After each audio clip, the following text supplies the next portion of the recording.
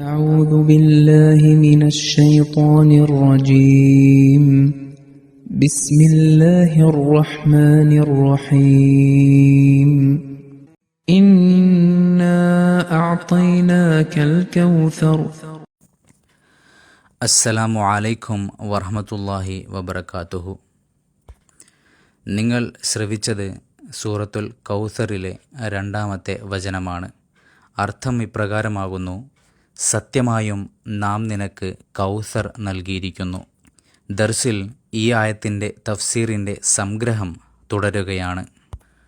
ഹസ്രത്ത് ഖലീഫത്തുൽ മസീഹ് സാനി റളിയല്ലാഹു തആല അൻഹു പറയുന്നു, ഒരു മതത്തിലുമില്ലാത്ത ഒത്തൊരുമയുടെ സന്ദേശമാണ് നമസ്കാരത്തിലൂടെയും ഇസ്ലാം നൽകുന്നത്. ലോകത്തുള്ള എല്ലാ മുസ്ലിങ്ങളും ഒരേ കിബിലയ്ക്കു നേരെ മുഖം തിരിഞ്ഞാണ് നമസ്കരിക്കുന്നത്. അത് കിഴക്കുള്ളവരാണെങ്കിലും പടിഞ്ഞാറുള്ളവരാണെങ്കിലും അവർ തിരിയുന്നിടം ഒന്നാണ്. കിബില എന്നത് സ്വന്തമായി എന്തെങ്കിലും പ്രത്യേകതയുള്ള ഒരു വസ്തുവല്ല. അള്ളാഹു വിശുദ്ധ ഖുർആനിൽ ഇങ്ങനെയും പറയുന്നു: ലില്ലാഹിൽ മഷ്രിഖു വൽ മഗ്രിബു ഫഅയ്നമാ തുവല്ലു ഫസമ്മ വജ്ഹുല്ലാഹ്. സൂറത്തുൽ ബഖറയിലെ 112-ാമത്തെ വചനമാണിത്.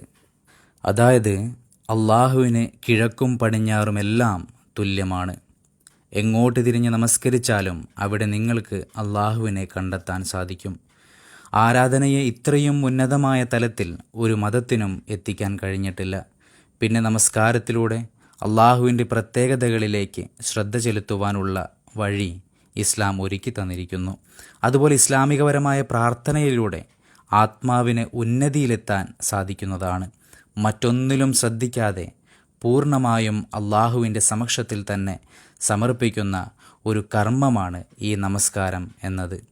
ആദ്യകാലങ്ങളിലെല്ലാം സഹാബാക്കളും നമസ്കാരത്തിനിടയിൽ തമ്മിൽ സംസാരിച്ചിരുന്നു. നമസ്കരിച്ചു കൊണ്ടിരിക്കുന്ന സമയത്ത് ആരെങ്കിലും വരികയാണെങ്കിൽ അവർ നമസ്കരിക്കുന്നവരോട് ചോദിക്കുമായിരുന്നു, ഇപ്പോൾ എത്രാമത്തെ റക്അത്താണ് നമസ്കരിച്ചു കൊണ്ടിരിക്കുന്നത്. അവർ ഇവർക്ക് ഉത്തരവും നൽകുമായിരുന്നു.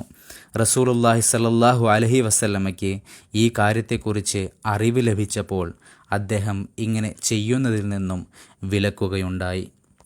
ഇസ്ലാമികപരമായി നമസ്കാരത്തിനിടയിൽ സലാം പറയുവാനോ മടക്കുവാനോ പോലും അനുവാദമില്ല. അത് ആരു തന്നെയായാലും അനുവാദമില്ല എന്നതാണ് യാഥാർത്ഥ്യം.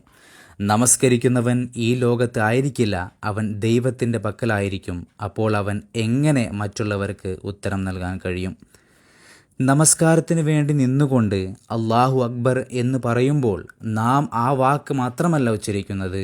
അതിലൂടെ പറയുന്നത് എന്തെന്നാൽ, അല്ലയോ എൻ്റെ സഹോദരന്മാരെ, എൻ്റെ പ്രിയപ്പെട്ടവരെ, എൻ്റെ ബന്ധുക്കളെ, നിങ്ങളെല്ലാം എനിക്ക് പ്രിയപ്പെട്ടവർ തന്നെയാണ്. എന്നാൽ നിങ്ങളെക്കാൾ എത്രയോ പ്രിയപ്പെട്ടവൻ എനിക്ക് അള്ളാഹുവാണ്. ആയതിനാൽ ഞാൻ അവൻ്റെ മുന്നിലേക്കാണ് പോകുന്നത്. നിങ്ങളിൽ നിന്നും പൂർണ്ണമായും ബന്ധം വിച്ഛേദിക്കുകയാണ്. അസ്സലാമു അലൈക്കും വറഹ്മത്തുള്ളാ എന്ന് പറഞ്ഞുകൊണ്ട് സലാം വീട്ടുമ്പോൾ നാം പറയുന്നത് എന്തെന്നാൽ, ഇപ്പോൾ ഞാൻ തിരികെ വന്നിരിക്കുന്നു എന്നതാണ്. ഏതുപോലെ നാം പുറത്തുപോയി തിരികെ വരുമ്പോൾ സലാം പറയുന്നുവോ അതുപോലെ. ദുആകൾ 2 തരത്തിലാണുള്ളത്. ഒന്ന് മുഖററ, ഒന്ന് മുറഖസ. മുഖററ എന്നാൽ വലിയ ഉന്നതമായ ദുആകളാണ്. മുറഖസ എന്നാൽ നാം നമ്മുടെ സ്വന്തം ഭാഷയിൽ നമുക്ക് വേണ്ടി ചൊല്ലുന്ന ദുആകളാണ്. ചില ദുആകൾ വളരെ പ്രധാനപ്പെട്ടതായിരിക്കും, പക്ഷേ നമ്മുടെ ചിന്തകളിലേക്ക് വരണമെന്നില്ല. അങ്ങനെയുള്ളവയെ നിർബന്ധമായും ചൊല്ലണമെന്ന രീതിയിൽ നമുക്ക് പഠിപ്പിച്ച് തന്നിരിക്കുന്നു. ഒരു ഇമാമിനെക്കുറിച്ച് റസൂലുള്ളാഹി സ്വല്ലല്ലാഹു അലൈഹി വസല്ലം പറഞ്ഞത്, നിങ്ങളിൽ ആരാണ് ഏറ്റവും വലിയ മുത്തഖി, അവരെ ഇമാം നിർത്തുക എന്നാണ്. മുത്തഖി ആയിട്ടുള്ള ഒരാൾ നമസ്കരിക്കുമ്പോൾ അവരുടെ ഉള്ളിലുള്ള അള്ളാഹുവിനെ പ്രാപിക്കുവാനുള്ള വേദന അത് മറ്റുള്ളവർക്കും ലഭിക്കുന്നതാണ്. അത് മറ്റുള്ളവരിൽ വ്യത്യാസം വരുത്തുവാൻ കാരണമാകും. ഇമാമത്തിനു വേണ്ടി ഇസ്ലാമിൽ പ്രത്യേകം ഏതെങ്കിലും കുടുംബത്തെയോ ഏതെങ്കിലും വംശത്തെയോ വെച്ചിട്ടില്ല. ക്രിസ്ത്യാനികളിൽ പാദ്രികളല്ലാതെ മറ്റാർക്കും നമസ്കരിപ്പിക്കാൻ സാധിക്കില്ല. ഹിന്ദുക്കളിൽ പ്രത്യേക കുടുംബങ്ങളിൽ ജനിച്ചവർക്കല്ലാതെ ആരാധനാ കർമ്മങ്ങൾ ചെയ്യിപ്പിക്കാൻ സാധിക്കില്ല. പക്ഷേ ഇസ്ലാം പ്രത്യേക ഗ്രൂപ്പുകളെ അതിനുവേണ്ടി ഏൽപ്പിക്കുന്ന രീതികളെ അറുത്തെറിഞ്ഞു.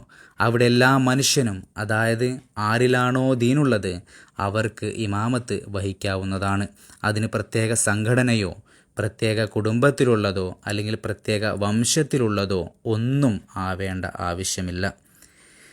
ഈ ആയത്തിൻ്റെ തഫ്സീർ തുടരുന്നതായിരിക്കും. വാഖിറു ദഅ്വാന അനിൽ ഹംദുലില്ലാഹി റബ്ബിൽ ആലമീൻ.